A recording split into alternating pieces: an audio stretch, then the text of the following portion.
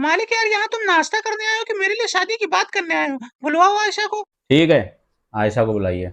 ठीक है, ओके। इतना घोर मत देखो यार, वो लोग रिश्ता कैंसिल कर देखने दो देंगे। यार मालिक, देखने दो। पापा मुझे जाने दे, मुझे शर्म आ रही। दहेज वहेज की तो कोई बात नहीं किए हो? गाड़ी तो हम दे देंगे, लेकिन 2 लाख रुपए नहीं दे पाएंगे। आप शादी करिए चाहे ना करिए। हैं? मालिक तुम पहले दहेज मांगे हो। अगर मेरी शादी टूटी ना तो कफन का इंतजाम कर लेना अपने लिए तुम। मना करो यार मालिक 2 लाख रुपए के लिए। चलिए ठीक है, आप 2 लाख रुपए न दीजिएगा, गाड़ी दे दीजिएगा, ठीक है। बहुत बड़े हफ्सी हो यार मालिक तुम। अरे ठीक है यार, तुम्हारे ऊपर इतना खर्चा किया था, कैसे निकलेगा, इसी किडनी तुम